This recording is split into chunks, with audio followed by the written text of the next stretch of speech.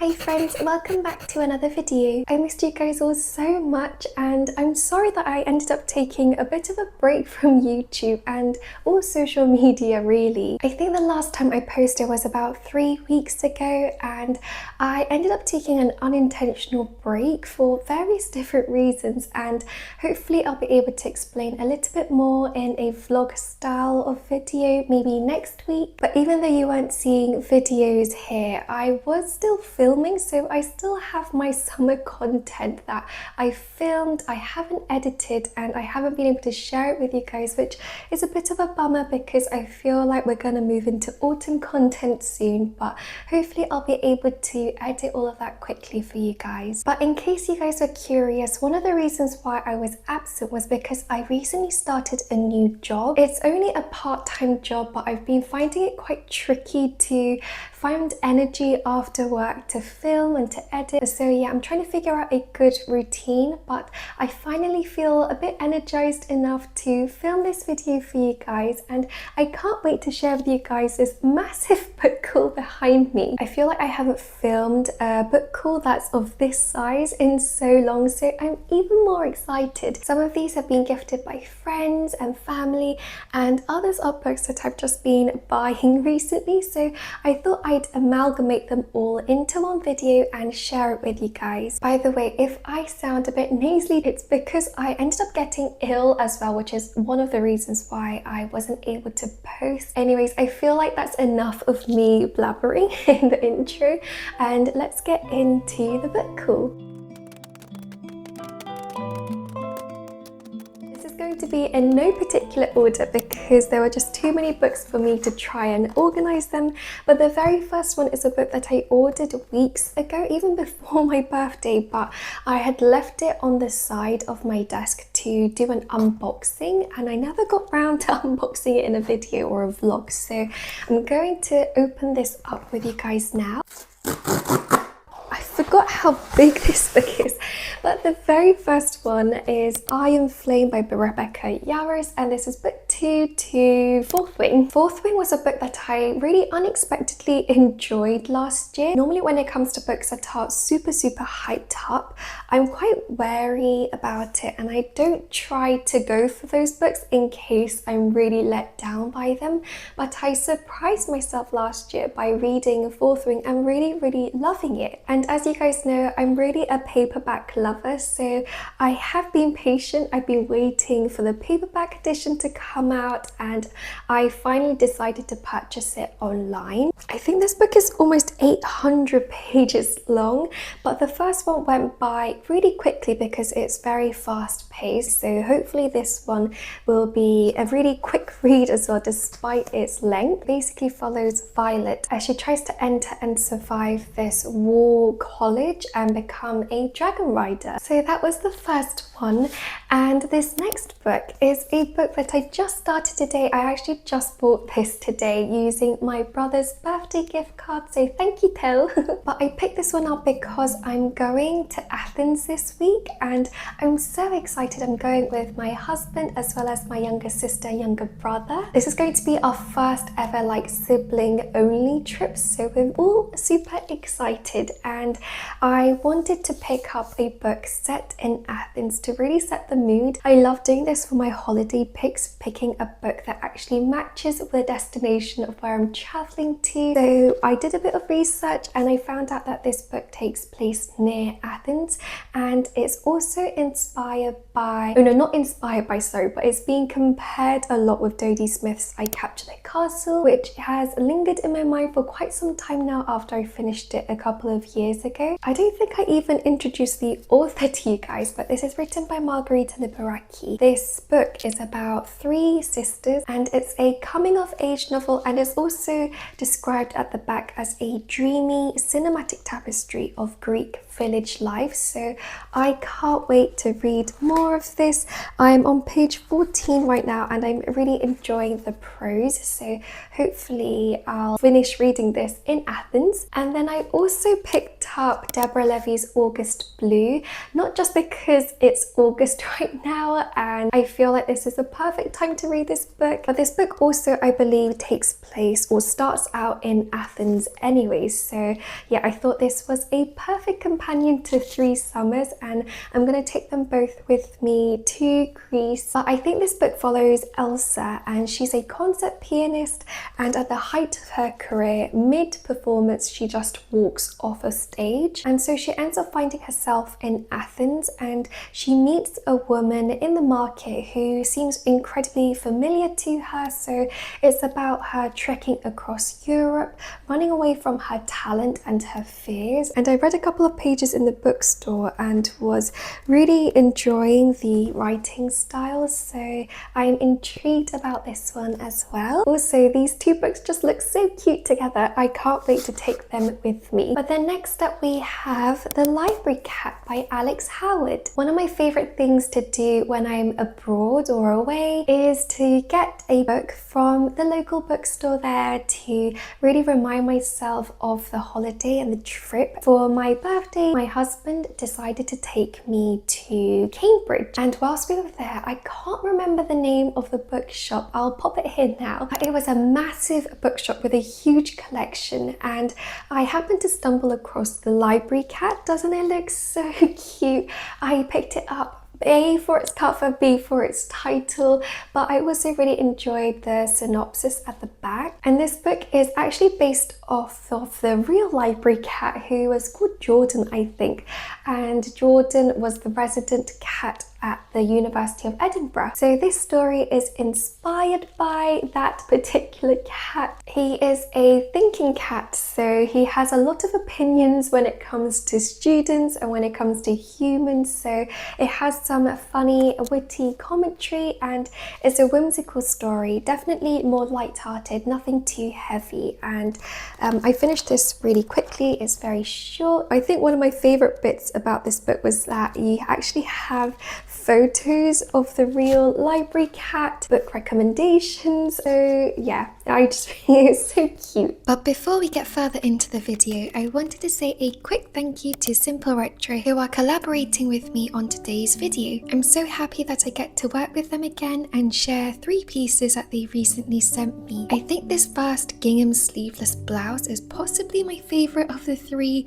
It's called the Tessa and it's absolutely stunning. I've been enjoying wearing it sleeveless so far, but once it gets chillier, I'll definitely pair it with cardigans and even a white t-shirt underneath. The next piece is the Vera cardigan, and it's so intricately designed. My favorite part of the cardigan is definitely the sleeves. It's so beautiful, and I will say though that I have very sensitive skin, so because this is made out of wool, it's quite scratchy on my skin sadly. So if you guys have sensitive skin as well, I'd recommend lots of their other soft cardigans that they have. And then finally, this is the Oakley square neck blouse. It's cropped and has such a wonderful vintage look to it. Simple Retro's clothes are inspired by vintage fashion, and I feel like they capture that essence so well. So thank you again to Simple Retro for working with me. Don't forget to use the code Ahya10 for 10% off your next purchase, and let's get back into the video. Next up, we have 3 books that my mum got me for my birthday, so thank you, Amma. But the first of these is Joan Harris's The Moonlight Market, and now this is one that I've been eyeing ever since I found out about it, and I haven't actually heard anyone talk about this book, but I feel like a lot of you guys, including me, would really enjoy it. It takes place in London at King's Cross, and you follow a boy called Tom who is orphaned, and he makes his living as a photographer. He has no intention of falling in love until one day he comes across the beautiful Vanessa. In his pursuit of Vanessa, he ends up stumbling upon this alternate alternate world of London, and in this world there is a secret market that opens only during the moonlight hours. So yeah, this has a gorgeous cover, and I can't wait to get into it once the weather gets a bit cooler in autumn. And next up is R.F. Kuang's Yellowface, I chose this one when we were in Waterstones with my mum because I actually finished reading this at the beginning of this year and I really loved it. But I read that as an ebook, or maybe no, I think I listened to it as an audiobook, which was phenomenal. But yeah, I really loved the story and I didn't have a copy of it. I've been meaning to find a really good used copy of it in charity shops, but I haven't actually found any that weren't completely destroyed, so I've been holding off. And when my mum said I could choose 3 books, this is the one that immediately came to my mind. I'm so happy that I get to finally add this to my R.F. Kwon collection. She is one of my favourite authors, so it just didn't feel complete without a copy of Yellowface. In this book you follow June Hayward, and June is a writer and her debut novel didn't do very well. But in contrast, her rival Athena, she flew off the charts and her book sold everywhere and Athena got so much fame. So when June witnesses Athena dying in a freak accident one day, she decides to steal or borrow her friend's manuscript of her next book that's supposed to come out and be inspired by it, or really take it and use it as her own. This is a satire on plagiarism, on the publishing industry, on race and identity. It does get a little repetitive towards the end, which I think was like the main criticism for a lot of people, but I still really enjoyed the majority of this book, and yeah, I'm so happy that I finally have a copy. And then the final book that my mum gifted me was Summer at Mount Ashama by Masashi Matsuye, and it's translated by Margaret Mitsutani. So this is a Japanese novel, and I was just browsing through the Waterstones when I saw a collection of summer books, or books that are great to read during summer, and this book was on that display and I'd never heard of it before. I've never seen anybody talk about it before, and my eyes were immediately drawn to this wonderful cover. But it's set in 1980s Japan, and you follow a group of architects as they try to enter this competition and win the opportunity to design the latest National Library of Tokyo. There is a lot of information about architecture in here. It sometimes read actually a little bit like a textbook where I couldn't tell the line between non-fiction and fiction, which might not be your cup of tea, but I found it to be quite informative actually. There's a lot of talk about love here, there's exploration of different dynamics and relationships, but basically you follow these architects who spend the summer together every year at Mount Ashama, and they call it the summer house, where they work together, they live together and cook and eat. So you read mainly from the perspective of one guy called Toru, who has just graduated from university. It's really a coming of age story and one that I was able to enjoy. I'm glad that I can add this to my growing Japanese literary fiction collection, and I also am really quite proud of myself for finishing it before the end of summer, because I've got quite a lot of summer books to get through this year. Next up is Rewitched by Lucy Jane Wood, and I featured this very briefly in my mid-year book freakout tag,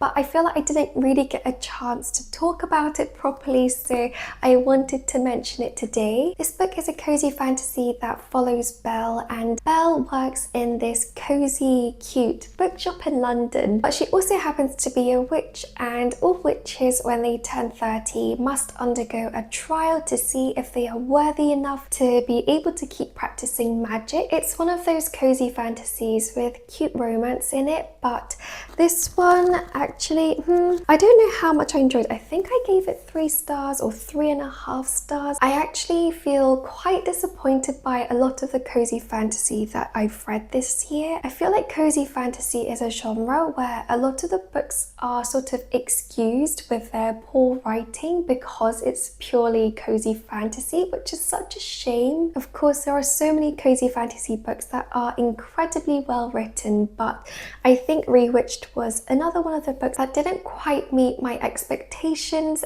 and yeah, so I was a little bit disappointed by it, but I did love the early autumn magic and atmosphere in it. I love the bookshop setting, and overall it was just a really whimsical, cozy read. So I have no complaints when it comes to the coziness factor. It's just, I think some parts of the book were a little unrefined, and there was a lot more plot than I actually anticipated, but I feel like it could have been done or structured in a slightly better way. That being said, I read an excerpt of the next book that's already come out. I think it's called Uncharmed, and I feel like I might enjoy that one even more. I think that one's set in a bakery, so I'll probably still pick book 2 up as well. I started filming this around 6:30, so it's already getting quite dark now, but our next book is Laura Wood's Under a Dancing Star. I read A Sky Painted Gold by Laura Wood a couple of months ago, and I've been telling you guys a lot about how much I adored that book. It's actually one of my favorites so far this year, so